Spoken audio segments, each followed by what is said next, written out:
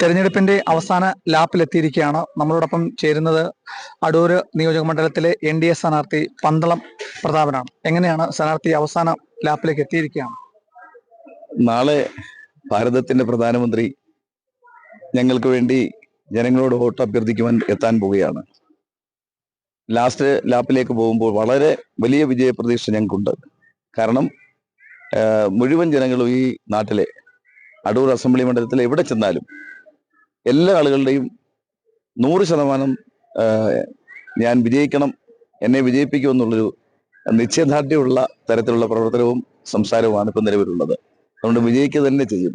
ജനങ്ങളെല്ലാം എന്നെ അംഗീകരിച്ചിരിക്കുന്നു. അവരെല്ലാവരും എന്നോട് വളരെ താല്പര്യത്തോടു കൂടിയാണ് എന്നെ കാണുന്നത്.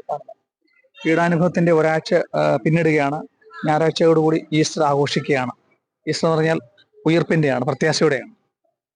ആ പ്രത്യാശയുടെ ഉയർപ്പ് എനിക്കും ഉണ്ടാകും. അതിന്റെ അനുഗ്രഹവും ഞാൻ ഈ പള്ളി അങ്കണത്തിൽ ഞാൻ കളിച്ചു വളർന്ന എൻ്റെ ഇടവകയാണ്.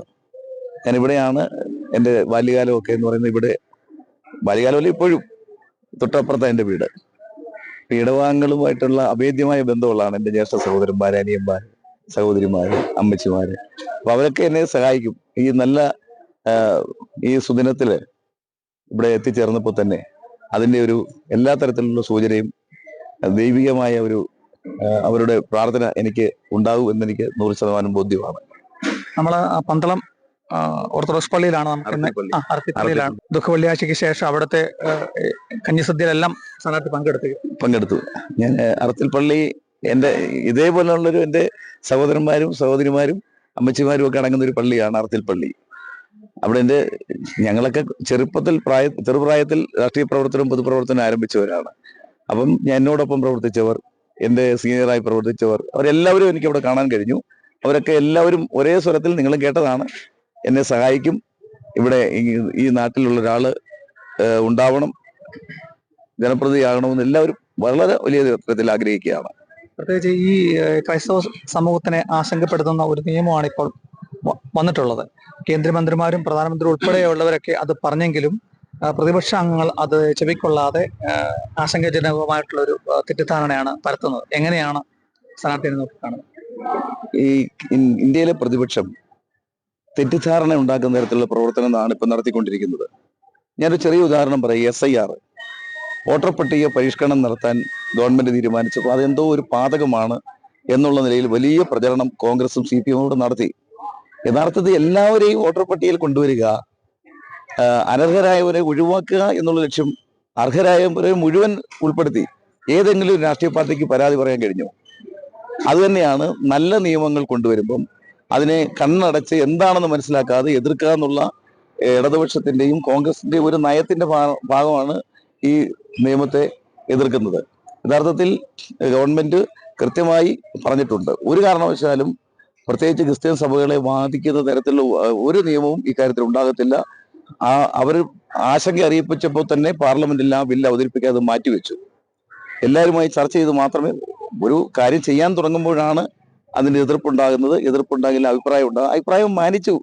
അല്ലാതെ ബലാത്കാരമായിട്ട് നരേന്ദ്രമോദി ഗവൺമെന്റ് ICRAയുടെ ഒരു നടപടിയും നിയമമായിട്ട് മുന്നോട്ട് പോയില്ല. എല്ലാവരുമായി ചർച്ച ചെയ്യാൻ വേണ്ടി മാറ്റിവെച്ചു. തീർച്ചയായിട്ടും ആർക്കും ഒരു ദോഷം ഉണ്ടാകുന്ന, പ്രത്യേകിച്ച് സഭകൾക്ക്, ഒരു മതത്തിനും ഒരു സഭയ്ക്കും, ക്രിസ്ത്യൻ സഭയെന്നല്ല, ഒരു മതത്തിനും ഒരു സഭയ്ക്കും ഒരു സംഘടനയ്ക്കും നിയമപരമായി നടത്തുന്ന എല്ലാവരും സംരക്ഷിച്ചുകൊണ്ട് തന്നെ ഈ നിയമം നടപ്പിലാക്കത്തുള്ളൂ. മറ്റു രണ്ട് ജനപ്രതിനിധികൾക്കും ഇല്ലാത്ത ഒരു പ്രത്യേകത സ്ഥാനാർത്ഥിക്കുണ്ട്. ദീർഘകാലം ഇവിടുത്തെ ജനപ്രതിയായിരുന്നു, പൊതുപ്രവർത്തകനായിരുന്നു. അവസാനമായി വോട്ടർമാരോട് എന്താണ് പറയാനുള്ളത്? ഞാൻ ഗ്രാമപഞ്ചായത്ത് പ്രസിഡന്റും ജില്ലാ പഞ്ചായത്ത് മെമ്പറും ഒക്കെ ആയിട്ട് പ്രവർത്തിച്ച ഒരാളാണ്.